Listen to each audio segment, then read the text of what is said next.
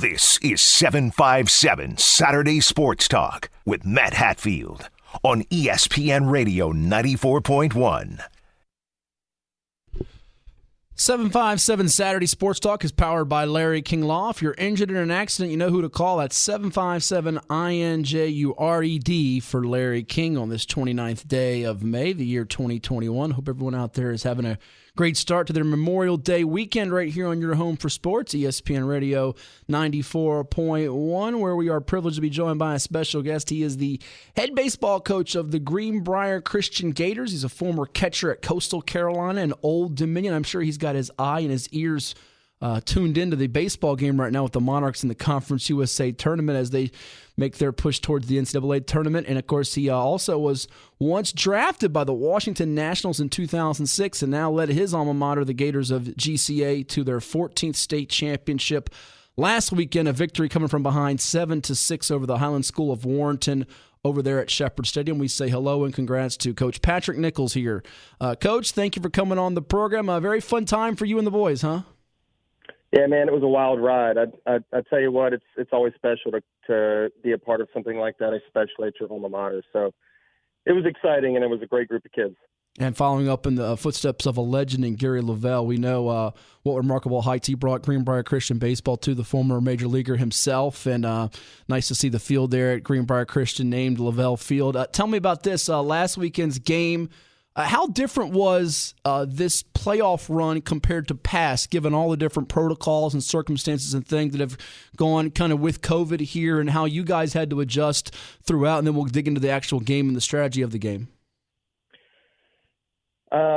It was a very, very stressful year. You typically a high school schedule for high school baseball. I mean, I've got people as of even last night sending me messages trying to schedule for 2022, believe it or not. And I mean, we finished last summer and we had nothing. I mean, we had our conference games, but even that was in doubt. You know, you go through the winter and we're sitting there in January, just like I just remember walking into my AD's office one day saying, you know, Danny, please help me. Like, I'm begging you to help me. I can't find games. Nobody will schedule. I don't know who we're going to play. I don't even know if we're going to get our conference. And, you know, it all came together, and I made about 3 or 4 different schedules. People canceled, not because they wanted to, because they weren't allowed to play. And but it all came together, and I know we played a stretch where we played 13 games in 16 days, and it was a real grind. But the kids did well with it. I mean, it was like the choice of, do you let the kids play, or do you just play games that set yourself up to be successful and feel like you're going to have a good chance to win them all? And my mindset was, hey, we're going to go play. And if we're going to do the best we can with it, and the kids really did. They rose to the challenge, and I think it set us up playing a grind like that under the circumstances that we had. I think it set us up to be successful in the end. Am I saying this right? You guys went 21-6 this year. Was that the final record? Yeah, we were 21-6, and you know, we were very blessed to have the opportunity to go to Myrtle Beach. We did a tournament we always do down there, and nice. Usually there's like 100 teams. This year there was like, you know, 15 or 20, and half of them were local schools that were hosting. But, you know, we got that in, and you know, we got challenged early, and we got challenged throughout the year. And, you know, the fortunate thing, it's not fortunate, but the beautiful thing about this year was all of the stronger programs were scheduling games. They were wanting to play. And, you know, so we just played a very strong schedule this year. You know, I think in some regards you might be also a little bit fortunate that there was some sports that went before you as we tried to, you know, some of the restrictions got eased and we were getting back to some normalcy, if you will, with sports, with obviously some of the winter sports going, and then even some of the, in the case for the public school side, football with its public schools and even some private schools had some of a spring season this past year. Was there any point here throughout this playoff run or towards the end of the regular season where it was less of the emotional and the mental and the psychology part of it, and you got back to some of the baseball, you know, are we going to bunt here? Are we going to put this pitcher in here? Did it get to some of that more tactical stuff, or did it kind of remain a little bit strange throughout? The strategy of the game is once the game starts, man, it's like, hey, nobody ever woke up in the morning one day and said, hey, I'm going to go lose a baseball game today. Like, everybody wakes up and says, I want to win. You know, everybody wants to win, or why else do you play? So once the game starts, it was always like, how are we going to beat you? we're going to try to beat you, and we're going to put our best lineup out there, and we're going to be competitive, and we're going to do the things that we feel give us the best chance to win.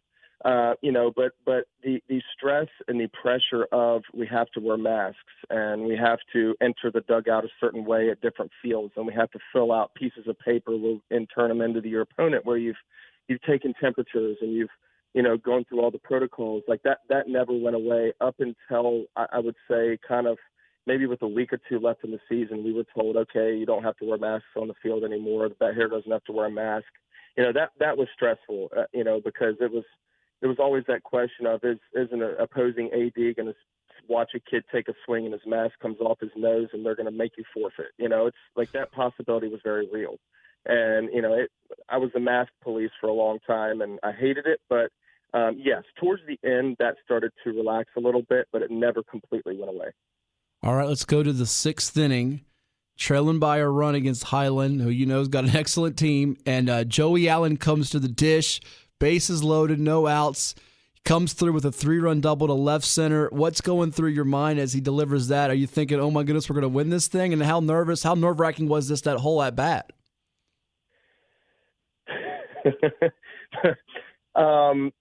As soon as he hit the ball, my first thought was, is it gone?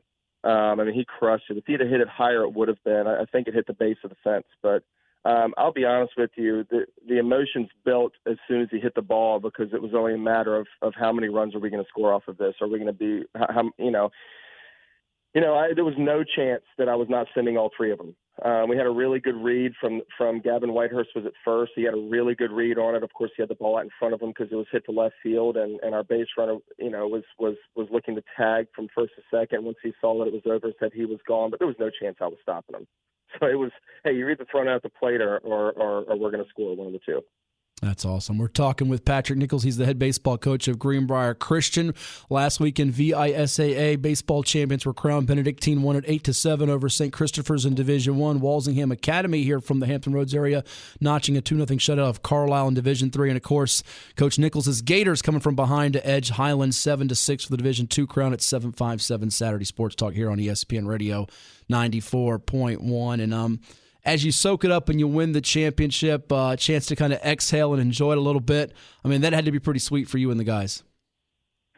Yeah, man, it's pretty tough to win that thing. Anytime you win a championship or a state tournament, a national championship, a conference championship at any level, it's not easy to win that thing.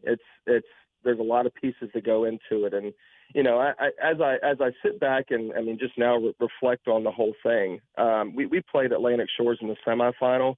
And a young man, Nico Angrazani, throws a complete game with 10 Ks. And I'm going to tell you right now, we were fresh on the mound going into that championship game, and we don't win without him. There's just so many pieces that Ethan Ott hits a 3-run opposite field bomb in the state championship game. We don't win without that.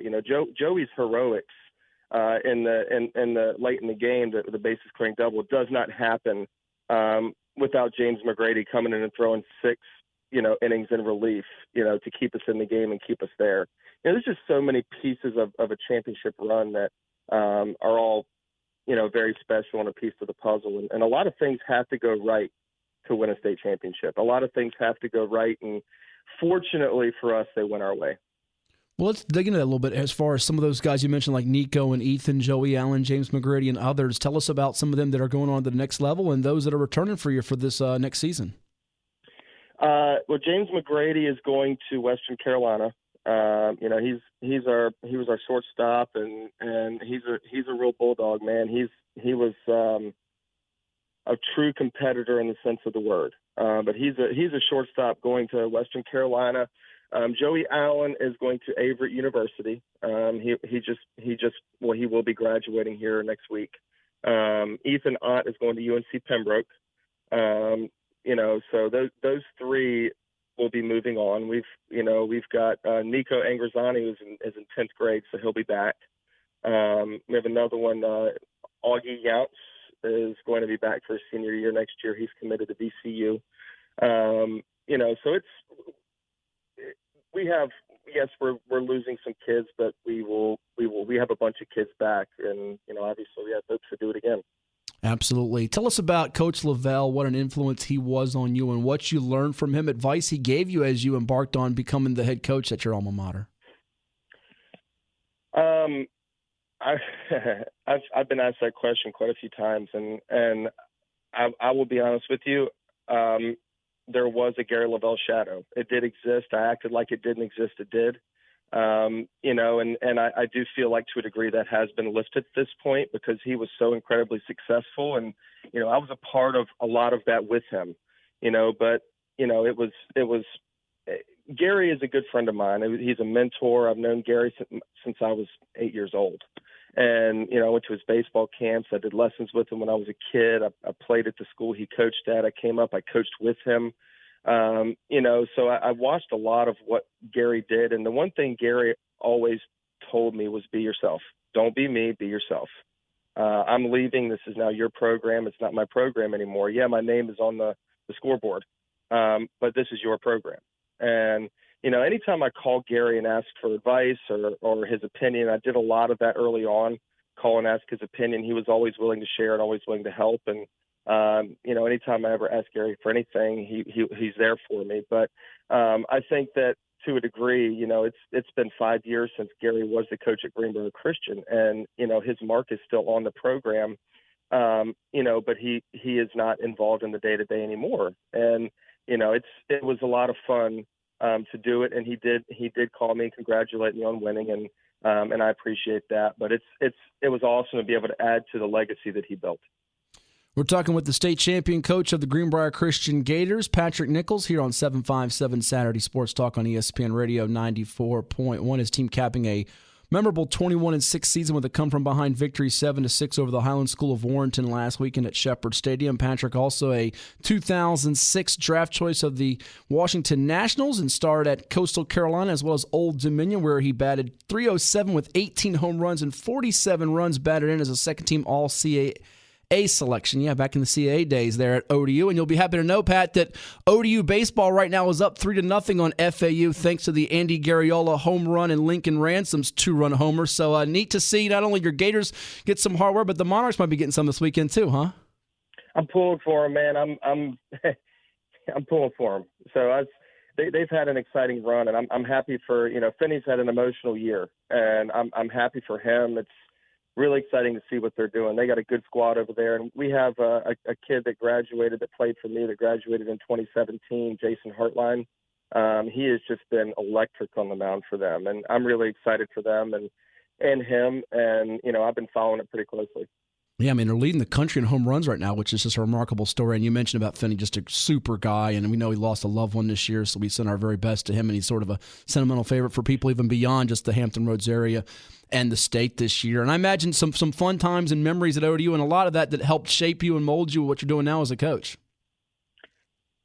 We had a really good squad. My last year at ODU was in 2006, and we had a really good team. I believe it was the last time they were nationally ranked prior to this year. And we had a really good run. I want to say we won 21 or 23 consecutive games in 06, and, we had 4 or 5 draft picks on that team. One of them was me. And, we made a run, and we just kind of fell short there towards the end. We just kind of – I don't think we had the pitching that they have this year. I think they're deeper, and our starters were really good. We had Jason Godin, Kevin Gunner, Dan Hudson, who's obviously with the Nationals right now, that started for us. And we just, we had one really good reliever, and past that, they're deeper, I guess is my point. And I'm hoping they make a run at it. They certainly have the team to do it, and I'm pulling for them. Well, last one here. We appreciate you coming on. I'm sure we'll get you on here in future episodes as well, Pat. What is it about this 757 area code? I've asked this to various athletes, whether they're from basketball, football, baseball, track, you name it, about just the pride in area code. And, of course, you were drafted by the Nats. You spent some seasons in the minor leagues, got to AAA Columbus, and I'm sure this area code resonates even beyond people in Hampton Roads. They say, oh, you're from the 757. You see all these different guys that make it onto the big stage in the major leagues. What is it about this area and kind of the pride about it? And I'm sure you've heard it from even others outside the Tidewater area, right? Yeah, I don't know what it is. Maybe there's something in the water. I don't know.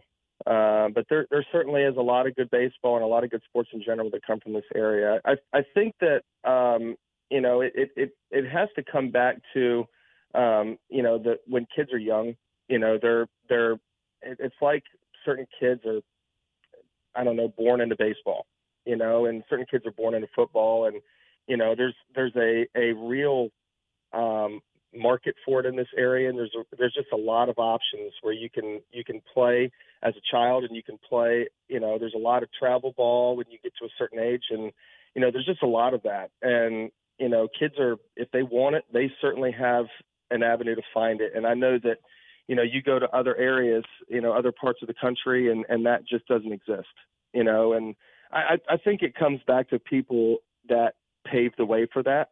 I think that the vision 20 years ago to allow kids to play at a high level when they're young and develop their skills, has created what we have now. And I think there's probably too many of the quote unquote travel ball teams. At this point, there's so many of them. But with that said, there's just a lot of opportunity and a lot of tournaments and a lot of games to play. And I think that helps, build the sport. And it's not just baseball, it's other sports as well. So when you're steered towards that as a young child, and you have the opportunity available to you, you're gonna grow in whatever sport that you play, and that's the testament to the 757 and the people that make that possible. Yeah, the youth sport's such a big deal around here, as are the high school sports. I think that's why we have such a huge following and passion for it from people around Hampton Roads, because we don't have that big time, major professional team that's in the NBA or Major League Baseball or the NFL or hockey. We have minor league sports, which is great, college sports and high school sports. They're all soaked up and loved so much. And job well done to you, Pat, and your Greenbrier Christian Gators on a state championship this year last week, and I'm sure many more championships in your future. Enjoy the rest of your weekend, the summer, and I'm sure we'll keep in touch. All right. Thanks, Matt. I appreciate it.